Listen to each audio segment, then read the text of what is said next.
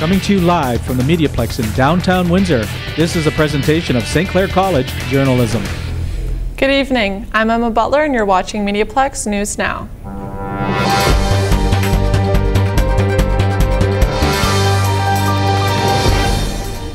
The City of Windsor came out with the 2019 operating and capital budget. We hit the streets to get your thoughts. Windsor's 2019 budget was announced last night here at Windsor City Hall, so we are hitting the streets to find out what people think about it. I think it's crazy. I think people are struggling enough, seeing that they're going to be taking away a shift from Chrysler, and there's not enough jobs for people. I think increasing the tax is really stupid. I think obviously it will affect a lot of people. It's unfortunate because I think some people will be affected more than others. So it's hard to say what will happen from here. For MediaPlex News, I'm Matt Flood. Improvements to Huron Church Road are underway. This reconstruction, which kicked off this week, will provide a new smooth surface to the roadway between Malden and Dorchester roads. Oliver Zhao reports. This project will take approximately 6 weeks to complete. Traffic will be limited to 1 lane in each direction. Part of the $5.5 million reconstruction project is possible thanks to $3 million of provincial funding. The city will contribute the remaining funds. Work includes new concrete, replacement of existing water main and services, street lighting improvements, and new traffic signal infrastructure. City officials recommend commuters find an alternate route. I'm Oliver Zhao for MediaPlex News. Helping to bridge the unemployment gap is this week's announcement of 2,500 new jobs in Windsor. Workforce Windsor Essex, along with the Windsor-Detroit Bridge Authority and Bridging North America, estimated that approximately 2,500 jobs will be created over the next 5 years for the Gordie Howe International Bridge.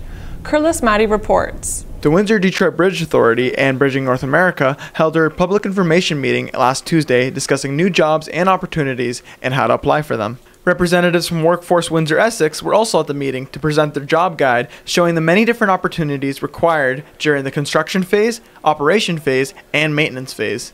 Justin Faulkner, the Senior Director at Workforce Windsor Essex, said the jobs guide will help inform the community of upcoming employment opportunities for the next 36 years. Huge workforce from both sides of the Detroit River. And I think what we're doing today with the guide is really trying to make it clear to the community that there are a wide variety of jobs expected to be coming from this historic infrastructure project. The presentation also shared information on the project as a whole, how one can apply, and how the bridge will be beneficial for the community. In addition to the 2,500 jobs being offered, 1,091 spin-off jobs such as retail and food services will also be created on both sides of the border. Stephanie Campo, a representative of Windsor-Detroit Bridge Authority, said the most important topic of interest at the meeting was the community benefits. We have about 70 people working at our headquarters in Windsor. We provide services on both sides of the border. So, for example, this meeting that we're holding here today in Windsor, we will be holding a similar meeting tomorrow in Detroit. The bridge is expected to be finished by fall 2024 with a cable-stayed design and 6 lanes, plus a bike lane and pedestrian lane. The Gordie Howe Bridge will also be the longest cable-stayed bridge in North America. For MediaPlex News, I'm Curlis Maddie. A cancer survivor who attends the University of Windsor is paying it forward at this year's Relay for Life. As Kirathana Veerapandyan explains, it's a disease that can be conquered with the right support. Today, I would rather smile than cry because I had cancer. Cancer never had me. Each year, the number of Canadians diagnosed with cancer continues to increase. Every hour, 8 people die from the disease. The Canadian Cancer Society in Windsor has helped many survivors. This year, they joined hands with Sarah Columbus to celebrate her 16th year of cancer-free life by conducting a 12-hour fundraiser on March 22nd. Sarah Columbus says she wanted to spread awareness to everyone as she knows firsthand the devastating effect cancer has on Canadians. I was 5 years old. I was diagnosed with leukemia and endured 25 months of chemotherapy, and by grade 2, I finished all my treatments and all that. Ali Raper is the youth specialist for Canadian Cancer Society. She says the ultimate goal of the fundraiser is to honor and remember all of those whose lives have been affected by cancer. Within a Canadian's lifetime, it's expected that 1 in 2 Canadians will hear the words, "You have cancer." And that stat is so huge in the sense that cancer is going to affect each of us in one capacity of our lives. More than 300 participants joined to show their support, and together they raised $49,000. I'm Kirtana Verpandian for MediaPlex News. Donate blood and become a hero by saving someone's life. Although Windsor Rights cherish the connection between donor and recipient, demands for blood and other blood cells are huge. Mirjana Nekovic has the story. Every week, the blood donor clinic in Windsor needs more than 2,000 blood units. The O-negative blood group is in the highest demand, and less than 10% of Windsor's population has it. Donated blood has an expiry date, therefore inventories must be supplemented constantly. Some of the components that are separated are the red blood cells. They have a shelf life of 42 days. Platelets have a shelf life of 7 days. The plasma portion of our blood can be frozen up to 1 year. Someone undergoing cancer treatment may need up to 8 blood donors per week to support them throughout the treatment. Some people recognize the importance of continuous blood donation. This is my 6th time giving blood. I donate as often as I can because I know there's people in need. Blood can be drawn every 56 days. If you are not eligible to donate blood, you can contribute many different ways, such as donating plasma, stem cells, organs and tissues. And that was very important for Medalina Ducharme. At 5 months old, she was diagnosed with a rare disease called osteopetrosis. She needed a bone marrow transplant and blood. We weren't alone. We had armies of people behind us. Madalena needed 40 plus blood packs, whether it was platelets or it was red blood cells. And if it wasn't for all those donations that people made, we wouldn't have her. Today, Medalina is a happy, sassy, healthy 2.5-year-old. Say thank you for donating blood. Thank you for donating blood. For MediaPlex News, I'm Mirjana Nekovic. Yoga can be for everybody. Christian Bodwin has the story. Yoga is a pastime that promotes engagement of the body, mind, and spirit. You or someone you know may do yoga, but what if you couldn't because someone you loved was medically compromised? Yoga for Caregivers YQG is a free program designed to introduce yoga techniques and methods of relaxation for both parents and caregivers of medically compromised children. Missy Chenier is a mother of 2 and the creator of this program. Missy's 18-year-old daughter Emma was diagnosed with cystic fibrosis at 7 months and diabetes at the age of 12. Being a mother, working full-time, and taking care of her family took its toll on her, so she turned to yoga to find peace of mind. I learned how to be comfortable in my own skin. I learned how to be present in the situation, and I learned how to breathe. Now she hosts a program to help mothers and caregivers who are dealing with similar issues in their life. But she isn't doing it without support.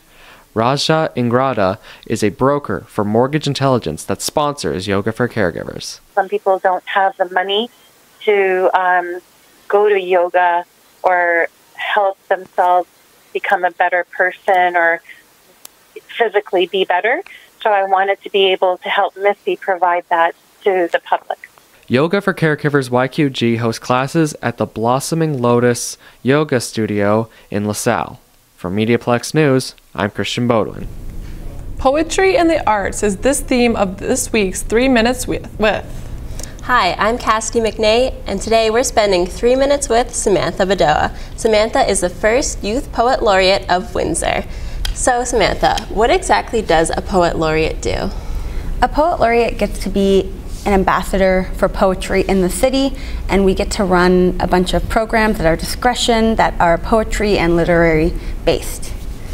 So leading up to this, what are some projects that you've worked on? So before I got Youth Poet Laureate, I was the Slam Master for Windsor Poetry Slam. So I got to organize monthly poetry events, workshops. We actually published our own book of poetry, and leading up to that, I kind of want to continue that as a Youth Poet Laureate. I want to create workshops that are catered toward different groups of Windsor that could really benefit from it. So I understand that being Windsor's Poet Laureate, you do have to include some parts of our city within your work. What are some ideas you have for that? Well, I really like the idea of Windsor as a border town. A lot of people outside of Windsor kind of use it to make fun of Windsor a little bit, saying we have an identity crisis, but I really like to explore the duality of personality within yourself and how that is affected by the duality that is Windsor. And as a Youth Poet Laureate, how is your job differing from just the regular Poet Laureate? So I think as a Youth Poet Laureate, I have kind of a unique responsibility toward the youth in our city, and that's really exciting because I am a youth myself, so I can understand the needs of the community and react to them that way, and it just means that I can create programs for the youth in the city in a way that is more hands-on than perhaps the regular Poet Laureate could. And when did your interest in writing begin? I think I've had an interest in writing my whole life. I've been writing in journals and for school my whole life, but it really sharpened for me when I went to the University of Windsor and I enrolled in the creative writing program, and for me that was kind of a big door into what writing and the literary world could be. And lastly, what is your favorite poem? Oh, I think that changes on a weekly basis. Right now, there's a poem by this wonderful poet based in Portland. His name is Anish Moshgani, and he has a spoken word piece that just always knocks me off my feet every time I hear it. It's called Shake the Dust. I'll have to check that out. Yeah, you should. Thank you so much for your time. Once again, I'm Cassie McNay, and this has been 3 Minutes With. Robots invaded the St. Denis Center over the weekend for the 6th annual Windsor-Essex First Robotics Competition. Sumandeep Kaur joins us with the details. They are part of the first robotics competition that partners students with professional engineers, programmers, skilled workers and entrepreneurs over a 6-week period to design and build 120-pound robots that compete in an arena. 40 teams representing 1,500 high school students from across Ontario landed in Windsor with their robots this past week. We're trying to give the students here and just exposure to different things, different types of possible careers, whether that be mechanical engineering or electrical engineering, or whether it's website design or media, any kind of business entrepreneurship, all kinds of things. So just trying to ignite a passion in the kids. High school students are showing their design and engineering skills while competing in Canada's largest high school robotics competition. I think it's a very good experience, like for youth and like high school students such as myself and my friends. We spent a very long time building this robot, and I think we're very excited to actually see if it does everything that we want it to. In the past, these robots shot basketballs and frisbees 200 feet into baskets and climbed 10-foot steel pyramids. This year's challenge is called Destination Deep Space, presented by Boeing to commemorate the 50th anniversary of the first moon landing. Students from the event management program at St. Clair College organized a volleyball tournament to benefit Windsor Family Homes. Rajat Koshal was on the scene and has the story. Students organized a fundraiser to give back to the community in the form of a volleyball tournament at St. Clair College's Sportsplex this past Friday. These students managed everything right from planning, marketing, advertising, in getting sponsorships from brands like Tim Hortons, which sponsored food for the participants. We've raised money, so we raised over $1,000 with this volleyball tournament that we hosted in support of them rebuilding their gym that they wanted, so anywhere from equipment to renovating their gym facility. This was a task given to students as part of their final exams. We had food for the participants. We had first aid available just in case somebody needed it. We had refereeing, we had great scoring at the tables. It was a complete effort by our event management students. 10 teams took part in this tournament, which included professors and mix of local and international students. The winning team was awarded with St. Clair College's t-shirt. There was an additional donation box placed at the venue, and Student Athletic Association also donated some money for the organization. I'm Rajat Kaushal for MediaPlex Live at 1. Let's have a look at our 3-day forecast. Wednesday, it will be mainly sunny with a high of 11. Thursday, there's a chance of showers and a high of 5. Friday, once again, a chance of showers and a more spring-like 15 degrees. From litter at the park to litter on the beach, I found about one environmental challenge on social media that is literally picking up and making a difference. With spring finally here and the snow officially gone, we can see all the trash that litters the ground. There's a new social media challenge that is circling the internet on Instagram, Twitter, Facebook, and Reddit. It's called Trash Tag Challenge. It basically means you would pick up trash that you stumble upon. You find a place that has lots of garbage and you see how many trash bags you can fill. Take a picture before you cleared it and after you cleared it and post it on social media with the hashtag #TrashTag and share it with all of your friends. This is one social media challenge that everyone needs to try and has been seen all over the world. As more and more people learn about the challenge, they've been sharing their own hashtag #TrashTag efforts on social media. The before and after shots are truly inspiring sight. Make sure to check out these hashtags and try it yourself. I'm Emma Butler and this has been your Environmental Minute. The change of the seasons affects IRCA as well. Danielle Stubing was our guest in studio to tell us about it. Hi, I'm Ryan Percy, and I'm sitting here for 3 minutes with Danielle Stubing from the Essex Region Conservation Authority. How you doing? Great, thank you for having me. So, for people who might not know, what is IRCA about? Well, the Essex Region Conservation Authority, we're one of 36 conservation authorities across Ontario, and our job is to help manage the natural resources of our region. We do habitat restoration, protection from natural hazards such as flooding, forestry. We've got a really wide range of programs that we do. Okay, so what exactly got you personally involved with IRCA? Well, this is actually going into my 20th year with the Conservation Authority, and when the job opportunity came up, I was fairly young and out of school, and the opportunity to come and work in a field where you get to make a lasting difference was just, it's something that I feel lucky to do every day.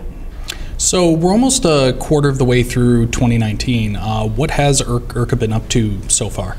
Sure. So we are functioning on a 10-year strategic plan. So our goals and our priorities are set for us well in advance. One of the big things we've been working on this year is a regional climate adaptation strategy, and working with all of our municipal partners to bring together work that municipalities are doing and scale it up into a regional context on how we can become more resilient, identifying vulnerabilities to the impacts of climate change, and then where we as a community can become more resilient to those vulnerabilities. Okay, so what are some of those specific vulnerabilities that IRCA's noticed? Well, we're in the early days of our study, but certainly I think we can all attest to the challenges that we've seen with more extreme rainfall events and the impacts of flooding that we're seeing long term that can impact your ability to get insurance in your house, for instance. The more hot days that we're experiencing have an impact on people's health and some of the insects that we can see here. For instance, 10 years ago we couldn't have imagined the possibility of a mosquito that was carrying the Zika virus. And so those are all of the things that we're looking at together with other leaders in industry and other community partners, municipalities, and people with specialization in those areas. So I know that you said you've been working with IRCA for about 20 years. So since beginning to now, what sort of changes have you seen in the mentality of people in the Windsor-Essex region when it comes to conservation? I think that people's attitudes have really changed over that 20 years, and the recognition of how important the environment is, not just for animals and critters, but to our own human health. The recognition of that has really come a long way in the past 2 decades, and the fact that people are seeing that, you know, for instance, just a walk in the woods can have a really great impact on our mental health, and recognizing how important nature is for our environment, for our economy, for the health of us as people, and for our next generations. If they don't have the opportunity to embrace nature, they're not going to know what they've missed if we can't protect it. And so one of the things that we do is habitat restoration. We've planted, since 1973 when we were established, we've planted about 6.8 million trees. So things have come a long way. There's obviously still a long way to go in Windsor and Essex County, but I believe that by working together with all kinds of community groups, we can get there. Well, it was great having you here today, Danielle. This has been 3 Minutes with Danielle Stubing from IRCA. Thanks for tuning in. We Day is about inspiring and making change. At the St. Clair Center for the Arts, more than 1,000 local elementary students learned about this movement that was started more than 20 years ago by the Kielburger brothers. Glenn Fu tells us how We Day works to make the world a better place. This night is cold in the kingdom. We Day helps motivate and celebrate students to take action and make a change. Anthony McLean, Daniel Chevalier, Daniel Campbell MacLeod, and Carson Room are all individuals who are being empowered by We Day. They shared their success with the students. Windsor-Essex Catholic school teacher Lauren Kellerman thinks this event is also an opportunity to inspire local teenagers to stand up to being a better version of themselves. So today we have speakers who are empowering them to stand up and be who they believe they truly are. We have people who are hopefully going to challenge them to think about global crises like the water and education for all. So it's just a variety of singers and performers who are looking to inspire them to just be the best version of themselves, in all honesty. More than 1,200 local elementary school children were selected by their school and teachers to attend the conference. I think one of the nice things is that some of the students who are actually on stage today were in our audience as participants in the last 6 years. So it's one of those things that's inspiring people to go out, make a difference, and then we can have the opportunity to celebrate them on our We Day stage. They heard speakers to talk about personal empowerment that leads to taking action and giving back to various charities. And won 3 gold medals and broke 3 world records at that Olympics. I'm Glenn Fu for MediaPlex News. Youth and art is a powerful combination. Abdul Rahim Al-Husami tells us more. This month, young artists from General Amherst and St. Thomas of Villanova High Schools showcased their artwork to the public in the Gibson Gallery. The gallery looks full of different kinds of art pieces hanged on the walls around the place and on display stands. Bonnie Duslip, the office administrator at the Gibson Gallery, said this show is extremely important to everyone.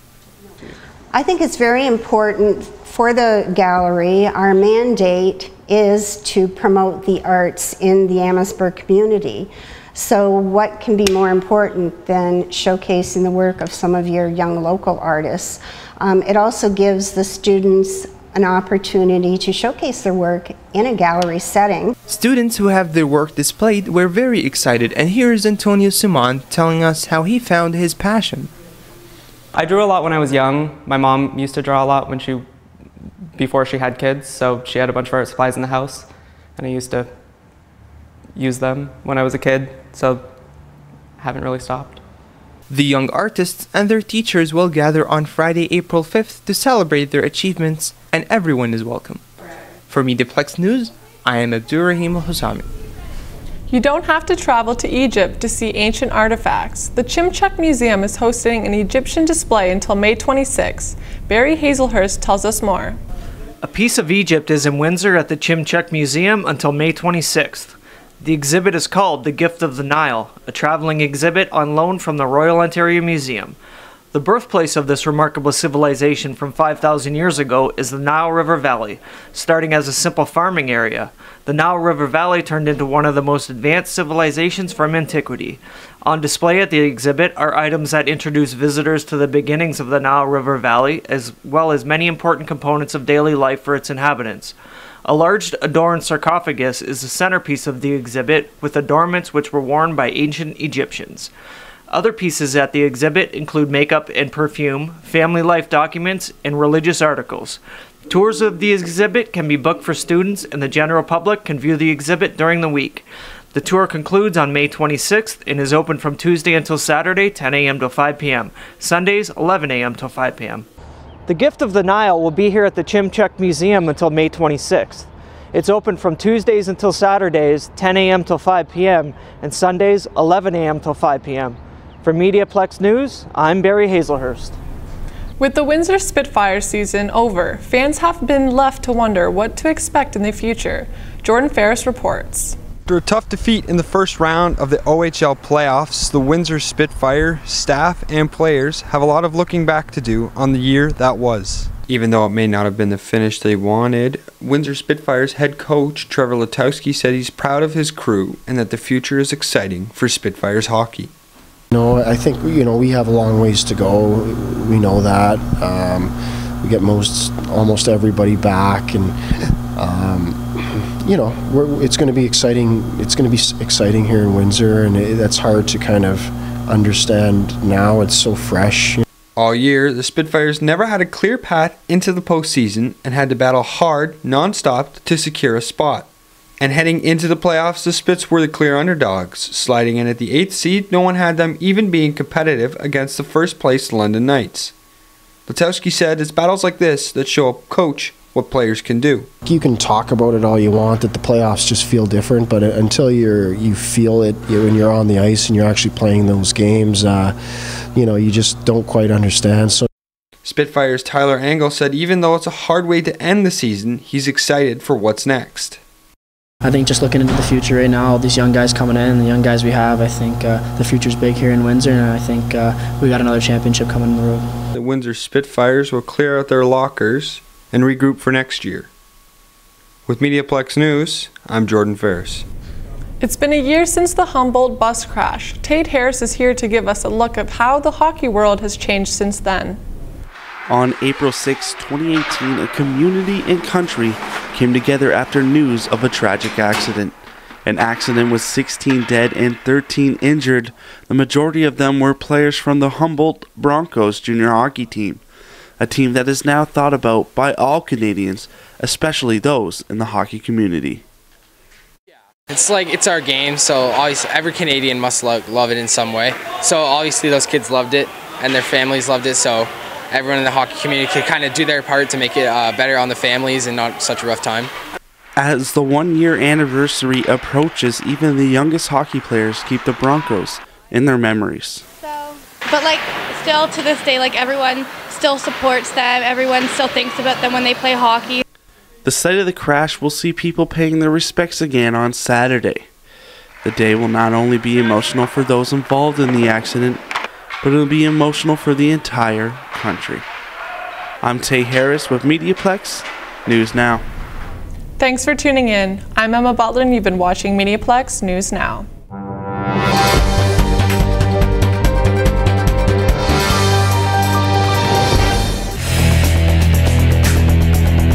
MediaPlex News Now is a production of the St. Clair College Journalism Program.